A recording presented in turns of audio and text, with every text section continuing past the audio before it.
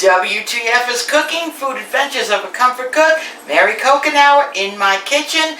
Today we're going to be making garlic bread. Now I'm not talking about bread that's got some garlic powder sprinkled on it and it's garlic flavored. No, we're going to cut into that loaf. We're going to put garlic. We're going to put butter. Hey, if you want cheese, you pull it apart, that ooey gooey juice, we can do that too. So let's get over to the counter and we're going to cut up some bread.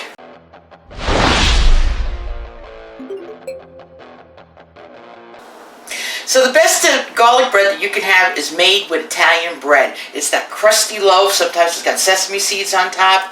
You cut into it, that crust just crumbles up, and inside is that really tender bread. Yeah, can't get that in Utah.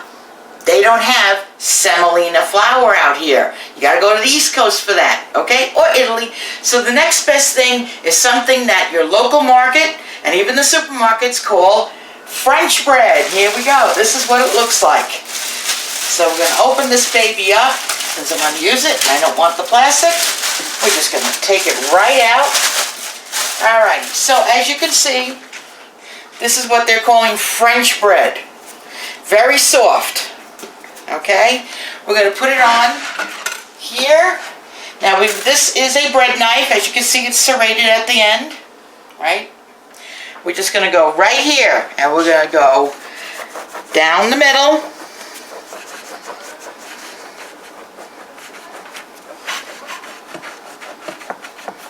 Now if you don't have a serrated blade, yes, you can use a regular butcher's knife. Just make sure the ends are nice and sharp so you don't slaughter the poor bread. We're going to open this up. Okay, so we've cut laterally, sliced our bread in half. What we're going to do next is we're going to slather on some nice spreadable butter. Now Land O'Lakes has a good brand. Tends to be hard and you have to leave it out for a while so it can soften up. I like Challenge butter. It's got canola oil, some sea salt, and it spreads a little nicer.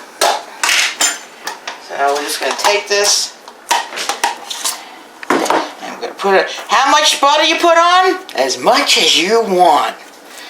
Alright. I'm just going to go on both sides. So we're going to do this side of the bread, and then we're going to do this side. Alright, so we've buttered both sides of our bread. Now here comes the fun part. You can put on garlic powder. As you can see, it's nice and loose and fine. Or you could put on minced garlic. Now if you're going to buy garlic when it's on sale and mince it up, and you're going to put it into an airtight container, make sure you put some olive oil when you put it in the fridge, and that will help keep it fresh. Or you can do both. Another option is, of course, shredded mozzarella cheese. So on this one, I'm going to put a little bit of everything. It's my bread, I can do what I want. So we're going to take some of the garlic powder, sprinkle it over. How much? As much as I want. It's my bread. How much in your home? As much as you want. It's your bread. And then we're going to put on a little bit of this. Look at that. Nice minced garlic. You can do both sides, one side. Again, I just told you, it's your bread. You do what you want. Let's take some of this cheese and just lay it out. Now, if I was gonna make this right away in the oven, it would be at 350 degrees, and I would close this up, like I'm going to do now.